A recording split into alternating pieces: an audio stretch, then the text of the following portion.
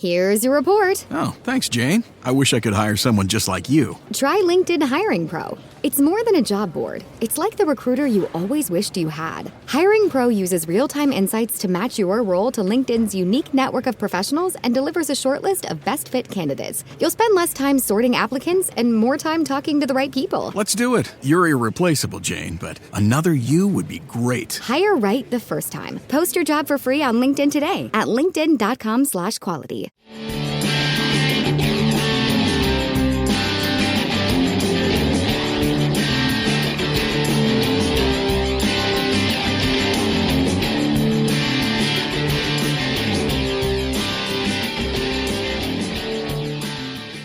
Well, here we go, racing back. I've got a red nose and I'm tired. Red nose, I just come back from Sicily, tired because I stayed up all night watching England beat Mexico in the World Cup. But that's another story. We have somebody we've been waiting to come on the programme for so long.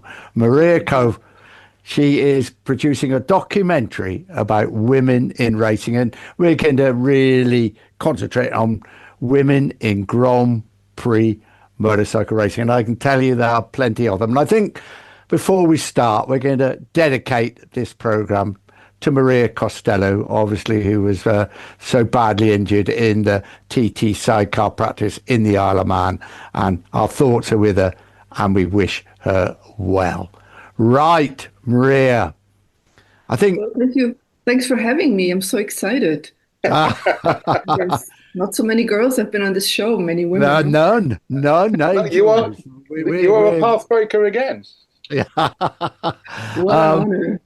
As a young lad, I sat with my dad watching black and white television, watching a lady in black leathers go round the cycle track at Herne Hill on a 50cc item on television. And they told me she was going to race in the TT in the Isle of Man. Her name, Beryl Swain. Well, thanks for giving the keyword. It's so interesting and so much fun to start with Beryl Swain, because she's such a trailblazer and such a key figure, because she was literally she was the first woman to be allowed in a TT race, right, in 1962, which was also the year the 50cc class was introduced. Yeah. So you mentioned she was, from what I learned, doing all sorts of local races here and there, but this was really the first time in the TT, which was by then still a world champion class. Mm-hmm. And she finished the race, didn't she? She finished, I think, in 22nd out of 25, but no matter what, she finished. And she was determined to go back. But the year after, it was also the first year she got an official FIM license, which is a big issue all over, the decades. Yeah. When do women get licenses and when do they not get licenses, and when are they pulled back? Because this is also what I learned what happened to Beryl, that she raced for 1 year and then her license was not renewed. So, yeah, because I believe she wanted to ride about 350 or a 500 at the TT the year after, but they said no. They let women sidecar passengers still, but they wouldn't let them race bikes themselves. I mean, it's unbelievable in the modern day, but that's how it was, I suppose. Exactly. Diving into this history, which is so interesting, this is just a recurring issue. It's the weight issue, because women I have to apologize I hope I'm getting everything right with my German accent and my non-English facility. It's the weight limitations, which is always an issue. Also with the extra weight women have to put on. And it's in those days, it was the question of, the licenses, which were just not granted. So in a way, it's quite amazing that she was given a license in 1962 as the first woman officially by the FIM, but then it was revoked the year after when she started to get on in a bigger class. And from what I read, she must have been so angry because she wrote a huge appeal, and I think she even went to the Queen trying to. I believe she did to get her to speak out for her. Yeah. And then sidecar passengers remained, didn't they? There was plenty of good women sidecar passengers riding in Grand Prix. Definitely. Jules, you were just going to say something? I was just going to say we should declare Maria's interest here on. This isn't just an academic interest you have in no, this is a women very in the sport. interest. I've been passionate and I love motorcycles all my life, and I think this all started because we had where I grew up, it's a Bavarian village, and we had one of those hill climbs because there were plenty of them in the 70s and 80s, and that's what my brother and I, what we grew up with. My brother and I doing this film together. So we've both.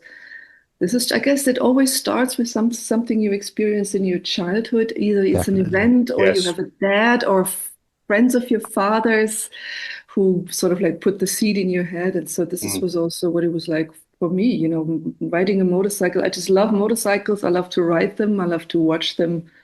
It's a passion. And you're a documentary maker. I was a film producer for a long time in feature films. But this is going to be my debut as a documentary filmmaker. So I'm doing this together with my brother. We're a co-team who is equally passionate about the subject. And you have a working title?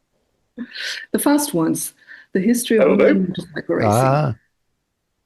So we've completed a couple of interviews. We're in the state of doing research, of developing and pre-production, and of course financing, which is a big issue. the usual problem. Yeah. This sounds Nick. This sounds worryingly professional. It does. Oh my goodness! Could you come and help us? I'm happy. So there's quite a gap then, and again, Jules and I can relate to this. We were at Hockenheim, was it 1989, when Tara Rinne led the race, the 125cc Grand Prix. I was startled. Oh my God! Yeah, we were both there, weren't we, Jules? She led in Hockenheim, was that great Wagnerian oval. Yeah, the twiddly bits in the middle. Then it was like a mile out to the Os curve and a mile back again, via a chicane, and it was a tight right-hander into the stadium. And apparently she shoved Fausto Grissini out of the way at the last chicane and led into the stadium.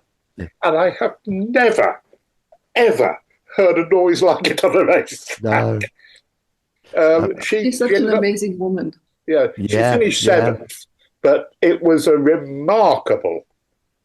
this was not a one-off. She was genuinely quick, and you knew she was quick because other 125 riders moaned about how fast her engine was.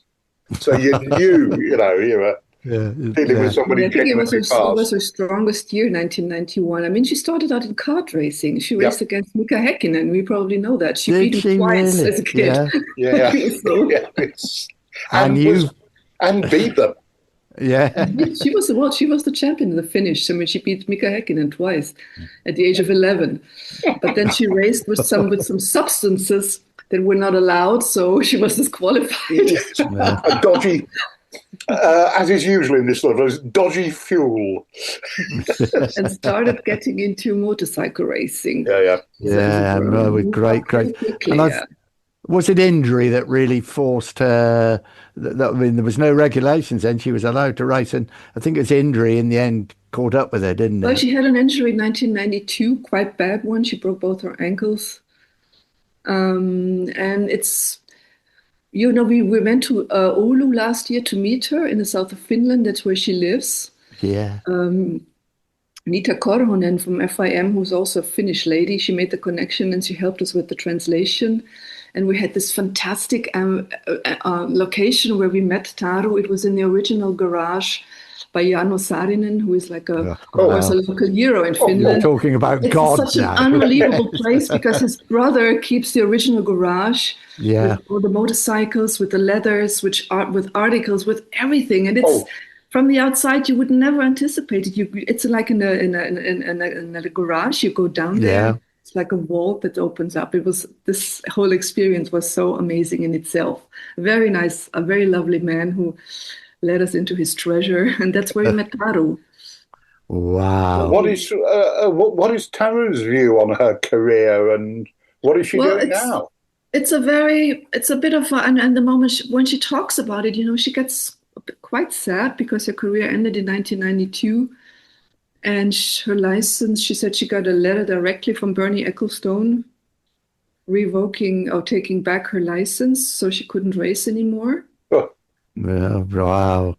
And but it's something we were at FIM last year and talked to them, and they said they were digging in their vault, but they couldn't find anything. So it's not really official what happened. So, and of No. course he doesn't have the letter anymore, so there's no proof about what happened. But obviously somebody must have taken away her license. FIM says at the time it was mostly the local motorcycle organizations who issued the licenses, so probably it was them. But then they started saying it was a letter from Ecclestone himself. So what's Yes, he was. you know, we don't want to put the blame on anybody as long as there is no proof, but there is a certain mystery, you know. Yeah.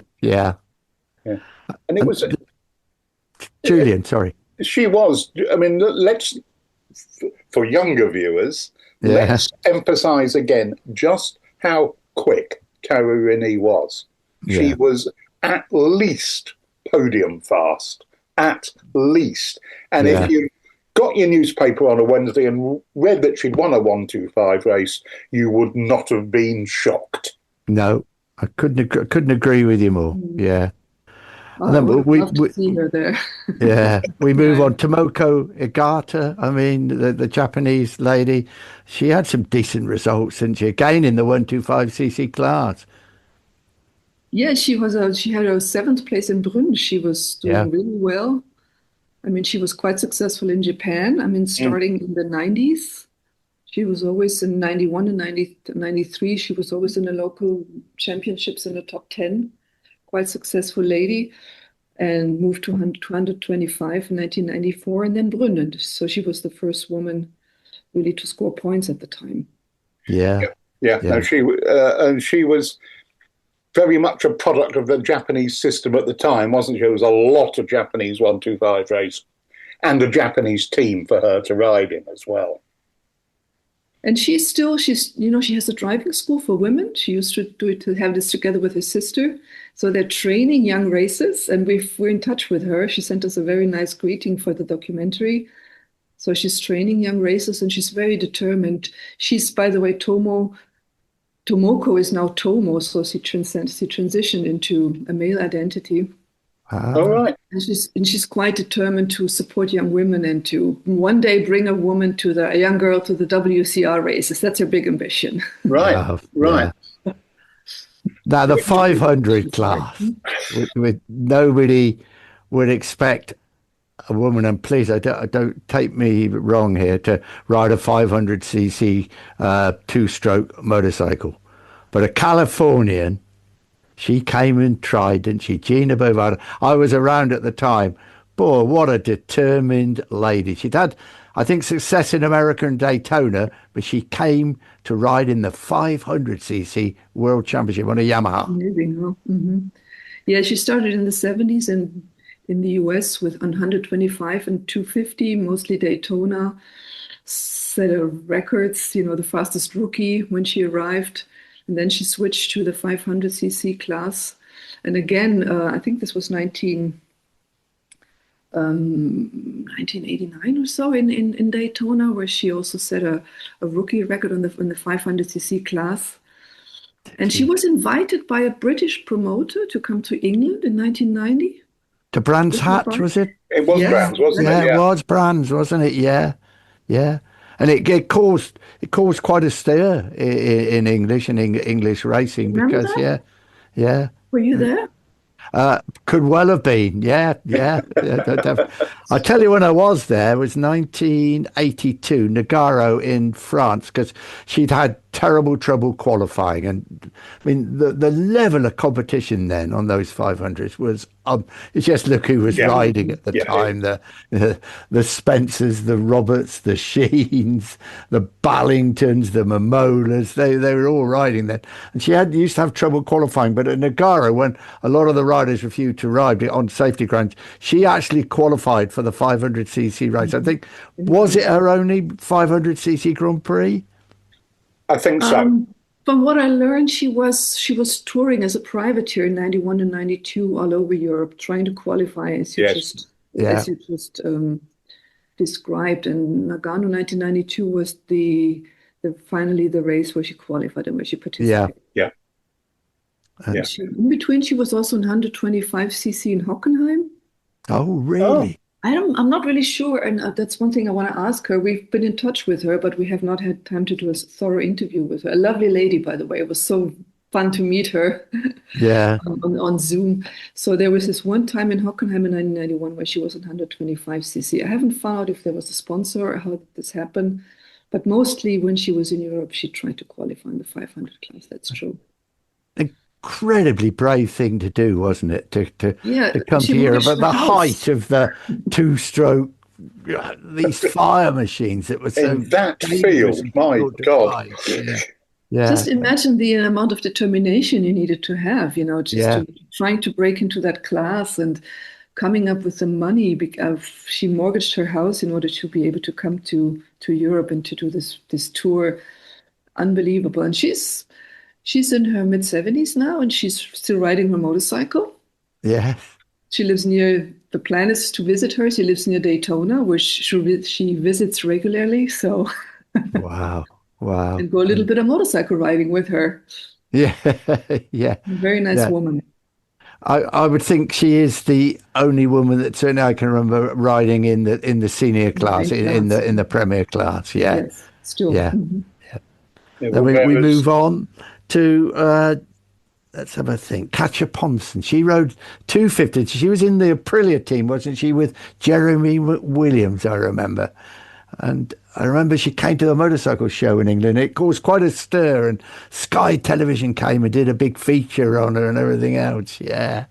Well, I'm sure it was quite impressive. Katja on her Suzuki on her 250 with a long blonde braid. That's right. Yes. Yeah. So we first saw her in the Sound of Singles in the World Superbike paddock. Oh, really? Where I think her dad was Suzuki Germany or something, but she had a very interesting, and she was quick. She was extremely competitive. She got a few injuries. She took them. She recovered. She came back. She was quick. And then somebody, obviously with a decent brain for promotion, said, let's see if she can ride a 250 or not. Yeah. And she can. I mean, I think the one thing you would say about Katja was that she wasn't desperately technical, but she was brave and she was talented. Mm-hmm. I mean, a mechanic, one of them German fellow racers once told me, because Katja was always very good in the wet. Yeah. He said, well, we just told her that the wet tyres are like slicks in the wet. Katja, carry on, And she, okay. And she scored. It's also a family story because her father was a promoter for Suzuki Germany. Yes. Yeah. So that's how she really got it into her through the family side. And another story of a first woman. She was the first woman to compete in the 250 class. Ah, there we go. So we've got and she 125s, 250s, and 500s. Yeah. She scored points in Mugello in 2001. Yeah. Yes. Yeah. And she was. And she was always, she was always around the lower end of the point on a pretty motorbike. It was, she was great. She was great. Was Mugello a wet teammate to Jeremy Williams is probably interesting as well. Yes, many reasons. Yeah. I remember there was a wet race, wasn't there? It might have been the one you're talking about where she scored points, and she was hunting down David De Gea. Oh, right, Spaniard from rural Almeria area. Yeah. Who, everybody was vastly with about the fact that De Gea being overtaken by a woman would have been a really entertaining sight to see. And Dennis Noyes. She was saying in one interview it was not always nice to race with the boys. Sometimes sure. Those were the days where you still had keys in your ignition, so sometimes they would try and fetch the ignition from the key from the ignition just to I remember Dennis Noyes saying after De Gea just beat her to the line. Yeah. Noyes said, that's the quickest goddamn last lap De Gea's ever done. And just going back to Gina Beaufort, how did she find the reaction of these stars, absolute superstars of Grand Prix racing, but she turned up to race against them? I mean, did they help her? Did they not laugh at her, but just think, what's she doing? We only started talking, we've only just met, so she's still in the next research area. Yeah. So we have not really gotten so deep into her experience during those privateer years. But all I can say, she sounds like she very much enjoyed it and didn't feel like she got too much many stones put in her way, as we say in German. Yeah. We know Katja got shoved about by the boys who felt. Yeah, she did. Yeah, definitely. And, I think Tara got a bit of. They didn't treat her delicately. Let's put it that way. No, definitely not. Well, Tara was like, I just saying, I love this life, and I had she couldn't really afford a mechanic, so sometimes she would just be on her own with her trailer, And imagine having your motorcycle on your trailer as a woman and going to the paddocks, hanging out with the boys. But she said, I had so much fun. It was my best years. She really... Yeah. And may I tell you, the paddocks in that era were a lot of fun as well. It was a bit Wild West, yeah. It was a bit wild. I think that's a really good Wild West was a perfect description. We've had people on this program, no names mentioned, who are very much part of that Wild West as well. Can I leap off the chronological thing for the moment? And of course you can. Ask a question about the Maria Herrera and the the women's championship in the superbike paddock. As an old, slightly lefty liberal chap, I can't work out whether I'm all in favour of a women-only championship, or whether I think it's a patronising load of old It's I swing between. I'm not sure really what to think. I think it's all about visibility, and now we have like a couple of women, but it's like so many women on two hands, over the last 40 years. And it's much about visibility, and just giving these women a chance to race and to show themselves and to prove themselves and to get the visibility and the exposure and to really to have a training ground for themselves. And it's a real competitive race, Oh yeah, I've seen it. to start more, to give more women the chance to really to race and have this exposure and to participate in something like this. It's really, and as FIM said, and they really started from the scratch in the first years. They were really looking at how many races were in different countries, just trying to put together everything. And it's really amazing how it's been growing, And already over the last 2 years, I think you can tell how much professionalism there is, and how dedicated races they are. I think it's nothing patronizing at all. It's for the visibility, and it's a good class, And it's all about visibility and building something from there, And of course, hopefully there will be more women in all the other classes in the future. And as Maria Herrera puts it, one day there will be a MotoGP racer. We know how fast Maria Herrera is. Oh, my God. And Anna Carrasco. I mean, both had good results, didn't they, in Moto3. Who led the way, inevitably Spanish, as is the way. Yes, and it's turning a little bit into a Spanish league, the WCR, because, the top racers are Spanish.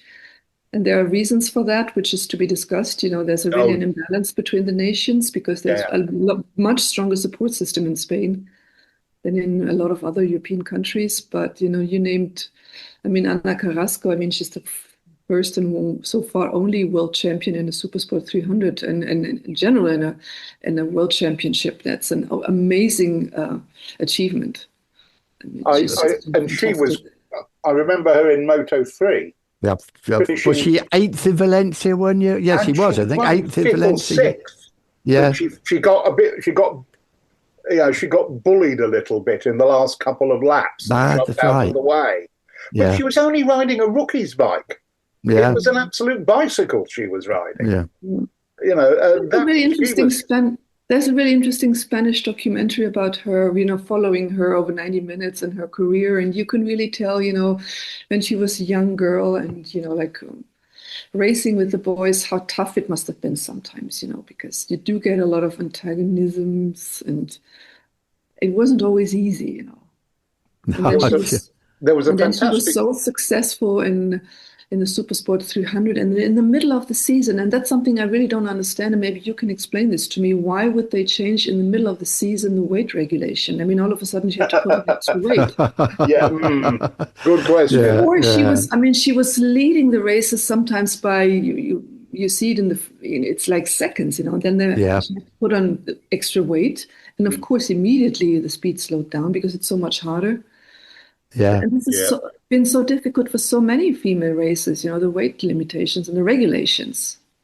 Yeah, I was thinking, certainly in that super sport class, she was the one with brains, because you watched her in the last couple when all the rest are banging their heads against each other. She was just sneaking into the right track position to put a couple of moves in the. She was an extremely clever racer, in my view.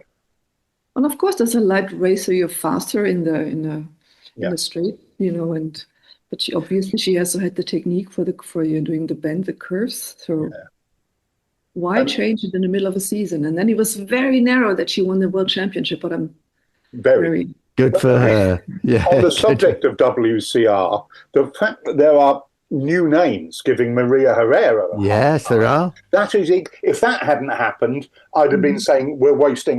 This is not turning out well. But there were some very fast, extremely competitive women giving Maria a hard time.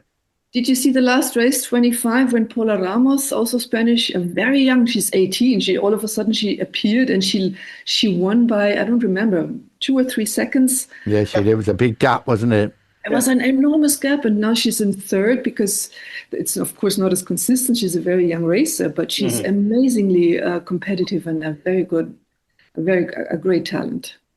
Can you see any of these? I'm sure you know what the question's going to be. Moving in to the World Championship, the main World Championship, the Moto2, Moto3, or MotoGP. Is there a path?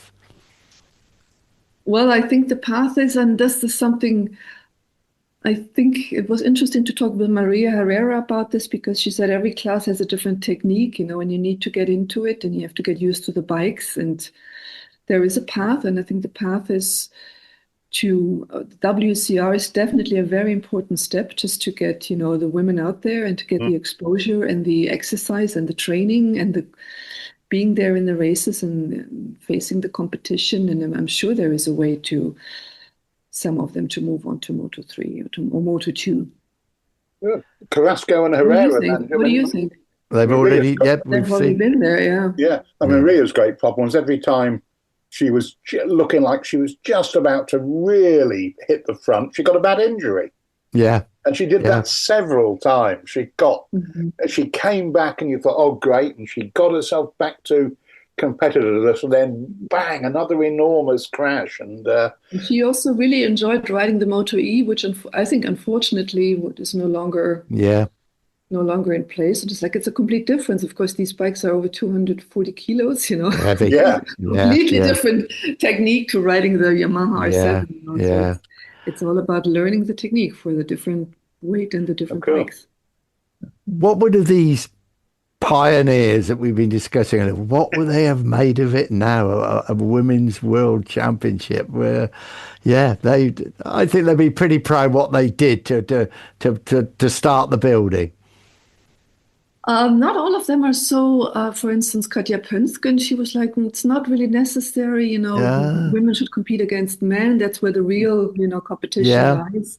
That's maybe also, Julian, what you were hinting at, is it just a playground? Of course it's not, I don't know. I could see both sides of the argument. Yeah. And also Maria Costello, who we should not forget to talk about. She was also, I think she's become more and more supportive of the WCR. Chloe Jones did really well last year in Donington, and also she has a good season this year. But Maria was also saying, it's more important to race with the, in the real, in the mixed class, because that's where you get the experience and that's where you really learn how to become a racer. That's two opinions, Yeah. Nick, we have 4.5 minutes left. Right. But it's always it's important to have more, because it's just with this few, this very much harder for them to succeed, and you have to have a much bigger variety of different races. Yes. That's why the WCR is so important. How many rounds are there? How many rounds at the moment? The good question. I think it's 20. Oh, golly! So it's a fair old size championship. 2 races a weekend. Oh no, you mean how many rounds? It's 2 more. It's 8. It's 8 per season. Yeah. I think Donington is just coming up. Yeah. I think we should ask about Maria's film and when the documentary. I do. Let's just somebody put a voice to the a little bit of it. But let's just say 1 or 2 words of of admiration to Maria Costello, who's just a trailblazer. I mean, racing the TT in itself is such an incredible achievement, and my heart is broken to learn that she's so badly injured. Yeah. And the documentary, it's not an easy task, is it? Perhaps actually filming it and interviews is the easiest part. It's all the other stuff, copyrights and everything else, that's difficult, isn't it? Yeah, of course, we're doing a lot of research because especially like with Gina Boverd and Tarorinde, there's fabulous archival material which has been researched, but of course you need to acquire it. So just the editing is going to be the next process, but you also need to find an overall, you can't just put one interview after another. You have to find a general narration. And I'm very happy that Nick joined in one interview telling us a little bit about the history, but we've found out that, really making as intimate portraits as possible, because just showing these characters and these women is just so interesting, and to show what drives them. Yeah. What does it really need? What does it really take to be a motorcycle rider? It's a special breed. No matter if you're man or woman, it's a special kind of people. Yeah. Couldn't agree more. Yeah. And any ideas on dates? It's interesting. Sorry, it's interesting to talk also about all the stuff behind it. I found a scholar who is in University of Glasgow, Esperanza Miyake, and she wrote a book about the gendered motorcycle.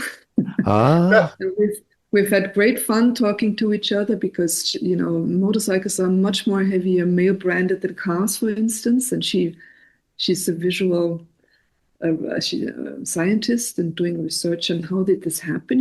Why is the motorcycle so much more male branded than compared to other vehicles, cars? So there's a lot of background that's also interesting. For such a long time, the wild one, it was always cool men on motorcycles and sexy women like Pamela Anderson, but slowly things are starting to change. Yes, yeah. And any ideas on dates where you maybe have to release the documentary? Well, hopefully next year. We still have a long way to go financing. It's, for instance, a lot of TV stations consider this a very niche subject because nobody knows the women. That's why we're making the film, So but we're hoping to get some support also from the industry, and that's what we're talking right now. So keep your fingers crossed. We are in our last minute. Right. So let us say thank you to Maria for a fascinating conversation. Thanks for having me. We hope all those obstacles are easy for you to overcome. Hear, hear. We've got our fingers crossed for you, I can absolutely promise. Thank you so much. And as we say, we're going to dedicate the programme to Maria Costello. Thank you. Love goes to Maria. Well, I think we're becoming a historical website rather than a racing website. But, what an insight and what a future. And, boy, I'm looking forward to that documentary. It's fascinating stuff. I mean, we only scratched the surface. In Grand Prix racing, there is women in sidecar racing, women in speedway. Going back pre-war, there is a lot of untold history there. There is, and some very, very good riders who competed very well with the men in the smaller classes. Could they ever compete in the bigger classes? Probably not, to be honest with you. Gina Boverd was the only one who really tried it. And she struggled, But but it there we go. It would be interesting to see. I mean, I never thought that Maria Herrera would be on the same lap as people in the Formula E, because the thing is so big and heavy. Big heavy bikes. You know, not easy to ride. I mean, she didn't threaten podium, but she wasn't, 2 miles that way, was she? No, she wasn't. She wasn't. It will be interesting. And again, as it was with Matt Oxley, so much about the horror of the whole history and fabric of the sport. And yes. I myself find that, as Matt said, I enjoy the history as much as I do the racing. And I'm one who's exactly the same. Yeah. It's the social history. Sport, any sport, and that includes bike racing, does not happen in isolation from the world around it. No, it's so often reflects of what is happening at the time, doesn't it? And I'm a big football man, and my golly, football certainly reflects of what is happening at the time. Any sport does. Yeah, it does. And motorcycle racing, right from the ancient Olympics. Yeah, that's right. Yeah, when anybody having a punch up, a siege of Sparta or something, could stop. Yeah, the duration of the Olympics, Yeah. It's, it gives you a perspective to look back on things like the history of women in racing, as we've just done with Maria, and the week before the proper Cold War politics. Cold War and the history of two strokes in many ways, successful absolutely two strokes in Grand Prix racing, and it all down to a small, I won't say shed, but very nearly a shed in East Germany, and a rider who defected to the West. Amazing. And the principles were put together by an absolute genius of an engineer. And I don't like using the word genius too, it gets overused, but in this case... Doesn't it just? Well, yeah. In this case, it is absolutely the correct word. Yeah. Well, there we are. We got plenty more coming up. Summer break for the MotoGP riders. So I expect by the time we come back, more changes will have been made to the rider. I'm going to have a look at the entry list soon and try and work out who's who and what's what. But as Matt said 2 weeks ago, the biggest change in the history of sport with everything. Yeah, it's going to be very interesting. So you want the tickets for those events next year? There you go. It's going to be very interesting. Don't forget motorsporttickets.com. That helps us. The Q code coming up on the screen for all motorcycle events and Formula One. It's very important for us. And Jules, as we always say, any help we will accept with both hands. Yes, press those buttons. Subscribe, please, folks, to your favoured platform where you get your podcasts, or even if you're feeling particularly free-spirited and generous, join the Racing Back Paddock Club. It'll cost you the price of a coffee, but you get our words of wisdom a day early. Wow. That's got to be worth the money. And there are, there's chat rooms and other little bonuses as well. Brilliant. And don't forget, as we said at the start of the program, and we're going to end the program today, that this program is dedicated to Maria Costello. Our thoughts and our prayers are with her, and we never change that.